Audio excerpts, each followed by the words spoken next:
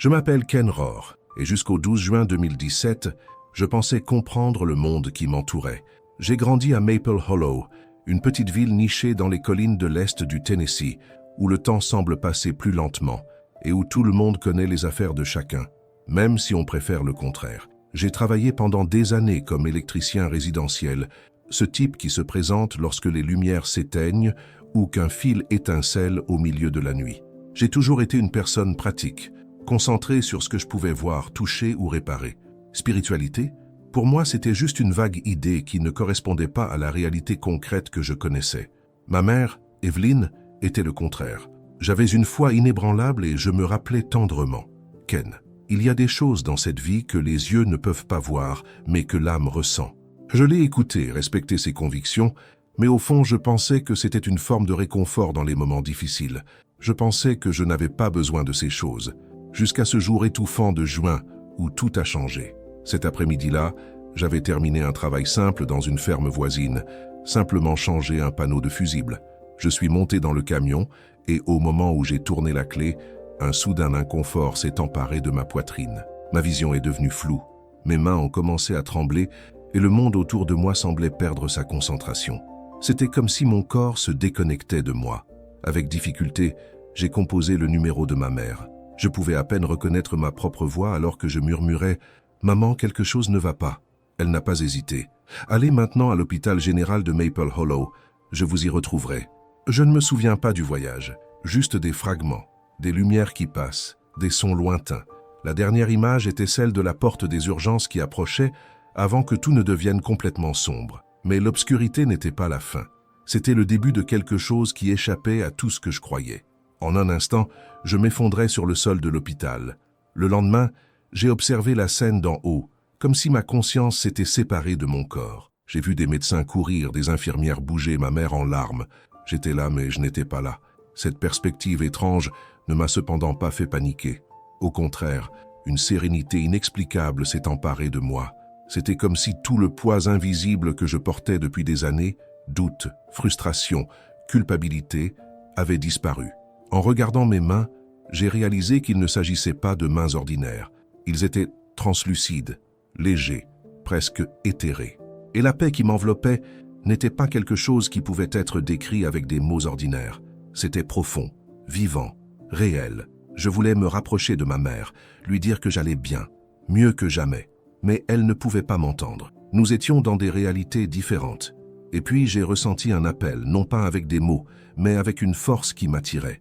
J'ai levé les yeux et j'ai vu que le plafond avait disparu, remplacé par une lumière vivante qui pulsait comme un nuage brillant. Un chemin en émergeait, comme fait de verre et d'étoiles, brillant, mystérieux et irrésistible. Au début de cette piste céleste, 4 femmes m'attendaient. C'étaient des personnages majestueux, vêtus de robes blanches qui se déplaçaient comme une brume dans le vent, ornées de ceintures violettes. Leurs visages n'étaient pas complètement visibles, mais leur présence était indubitable. Ils dégageaient un accueil, une sécurité, un amour que je n'avais jamais ressenti auparavant. Je savais qu'ils n'étaient pas là pour juger, mais pour m'accueillir. J'ai commencé à avancer, pas avec des marches, mais comme si je glissais, guidé par mon propre chemin. À chaque instant, la paix augmentait, dissolvant tout ce qui me pesait intérieurement. C'était comme si j'étais restauré, partie par partie, jusqu'à devenir quelque chose de plus pur, de plus léger, de plus vrai. C'est alors que, plus loin, apparut une silhouette solitaire. Il ne brillait pas comme les autres. C'était un homme ordinaire, debout au milieu de la route, comme quelqu'un qui attendait sur une route de campagne. Il portait un jean, une simple chemise blanche et des bottes usées. Et même sans dire un mot, sa présence avait un poids qui arrêtait le temps. L'homme devant moi avait les cheveux ondulés, avec des mèches grises ici et là, et une peau marquée par le soleil comme quelqu'un qui a l'habitude de travailler dur. Mais ce sont ses yeux qui m'ont captivé. Il ne me regardait pas seulement. C'était comme s'il voyait tout ce que j'étais, mes souvenirs, mes erreurs, ma douleur et mon silence. Et curieusement, je ne me sentais ni exposé, ni gêné.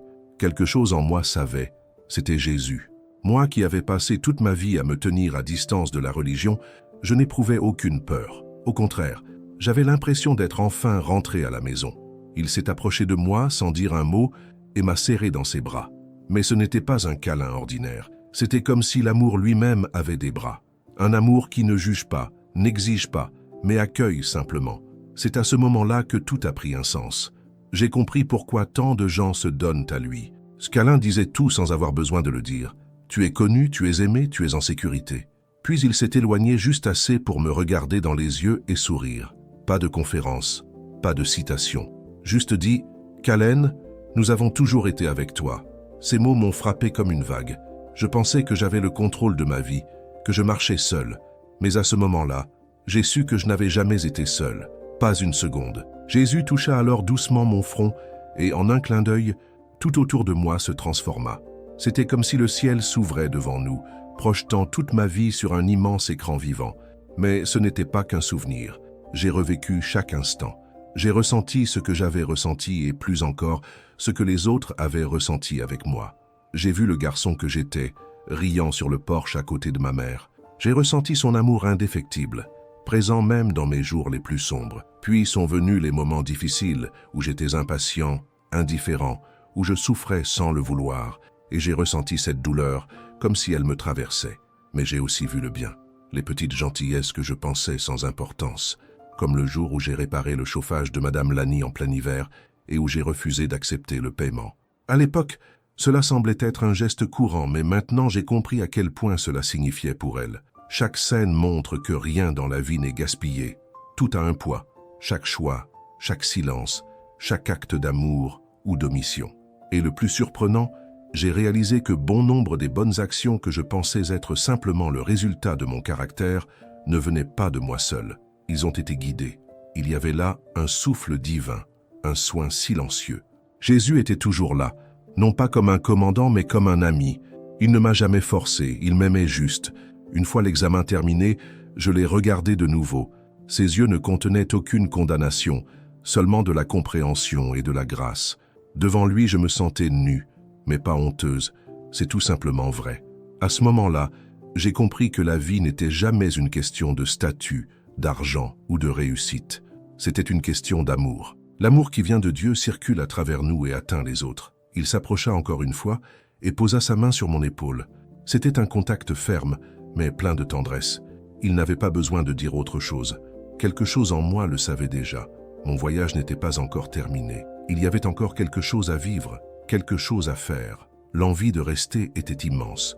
Je ne voulais pas m'éloigner de cette paix, de cet amour indescriptible. Mais au fond, j'ai compris que j'avais besoin de revenir. Puis en un instant, j'ai été arraché à cette lumière et renvoyé à la réalité. Je me suis réveillé haletant sous les lumières vives des urgences. Ma mère était à côté de moi, me serrant la main si fort que ses jointures étaient blanches.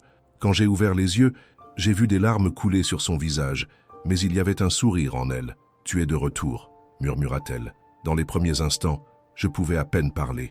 Ma gorge était sèche et mon corps me faisait mal, comme si je me battais pour ma vie. Mais j'ai réussi à esquisser un faible sourire. Je savais, j'étais de retour. Mais ce n'était plus pareil. Les médecins ont dit qu'il s'agissait d'une réaction allergique à un médicament. Mon cœur s'est arrêté pendant près de 2 minutes. Aucune explication technique ne pouvait traduire ce que j'ai vécu. Les jours suivants, allongé dans ce lit d'hôpital, tout m'est revenu. Le câlin, la voix, le bilan de vie, cette présence qui était pur amour. Ce n'était pas un rêve. Je connais les rêves. C'était différent.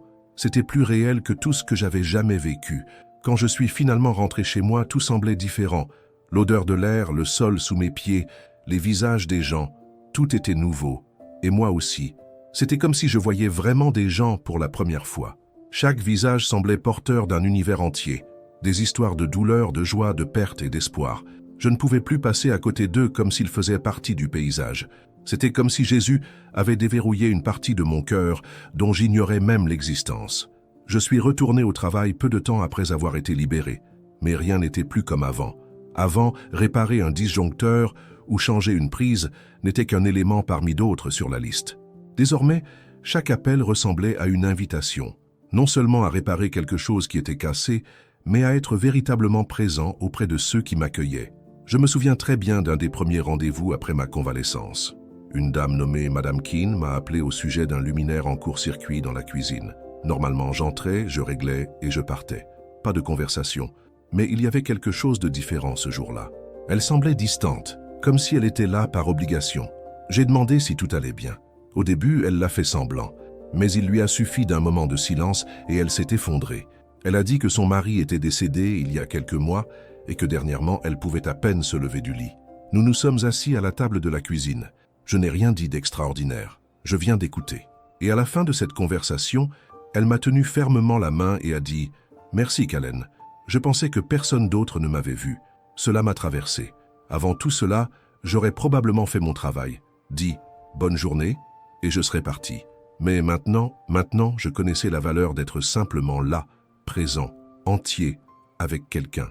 Tout le monde n'a pas compris le changement en moi. Certains disaient que j'avais l'air bizarre, plus douce, différente. Un pasteur de la ville m'a même pris à part un dimanche et m'a suggéré de faire attention lorsque je partage ces expériences, car certaines histoires peuvent en dérouter d'autres. Et j'ai compris, en vérité. J'ai compris que tout le monde n'était pas prêt à écouter. Mais cela n'a pas changé ce que je savais. Je ne voulais convertir personne de force. Je n'essayais pas de prouver quoi que ce soit. Je voulais juste vivre différemment, plus léger, avec un but, avec l'amour, au centre de tout. Parce que c'est ce que Jésus m'a montré. Pas avec des mots, mais avec de la présence, dans l'étreinte, dans le regard. Ce moment où j'ai revu toute ma vie. Il ne m'a pas fait la leçon, il m'a donné de l'amour. Et ça a tout changé. Bien sûr, j'ai encore des jours difficiles. Des jours où je me mets en colère, où j'échoue, où je me perds. Mais maintenant, je reconnais ces moments. Je vois en eux la chance de recommencer, à choisir à nouveau, pratiquer la patience, pardonner, aimer. Et quand tout semble à nouveau dense, je me souviens de cette lumière, de la paix qui m'entourait, de la voix qui m'a dit que je n'étais jamais seul. Au fil du temps, j'ai compris quelque chose d'encore plus grand. Cette expérience n'était pas réservée à moi. Ce n'était pas censé rester secret. Il était censé être divisé, non pas pour convaincre qui que ce soit, mais pour que, peut-être, quelqu'un sache qu'il y a plus. Cette vie n'est pas seulement une séquence aléatoire d'événements. Que chaque geste compte, chaque mot, chaque silence, chaque regard, parce que de l'autre côté, tu vois tout clairement. J'ai déjà raconté cette histoire à certaines personnes ici en ville. Certains croient, d'autres sourient simplement poliment. Et ça va. Je n'ai pas besoin que tout le monde le croie. J'espère juste que, d'une manière ou d'une autre, ils le ressentent. Peut-être dans la façon dont je les traite, ou dans la façon dont j'écoute, ou même dans la façon dont je raccommode un fil détaché, qu'ils ressentent une étincelle de l'amour que j'ai trouvé. L'amour qui m'a atteint quand j'étais mort intérieurement, qui m'a impliqué sans rien exiger, qui m'a sauvé même si je pensais que je ne le méritais pas. Si cet amour pouvait atteindre quelqu'un comme moi, têtu, sceptique, renfermé, il pourrait atteindre n'importe qui. Alors désormais, chaque matin, j'essaie de poser la même question. Comment puis-je mieux aimer aujourd'hui? Pas avec de grands gestes, mais dans les petites choses. Aider quelqu'un avec des sacs, vraiment à l'écoute. Répondre avec gentillesse, même lorsque je suis provoqué. Ces choses ne sont pas petites, je le sais maintenant. Ils se répercutent dans l'éternité. J'ai vu ça, je l'ai senti, et je n'oublierai jamais.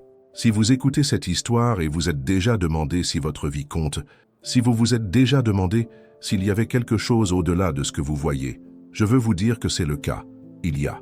Vous comptez. Et tu n'as jamais été seul. Jésus est réel. Votre amour est réel. Et c'est plus grand que tout ce que vous pouvez imaginer.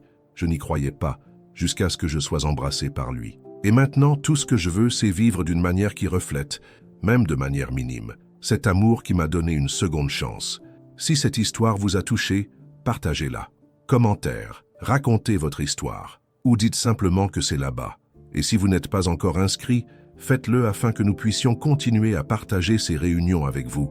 Nous faisons ce voyage ensemble. Une étape, une histoire, une âme à la fois. Merci d'avoir écouté. Que Dieu te bénisse.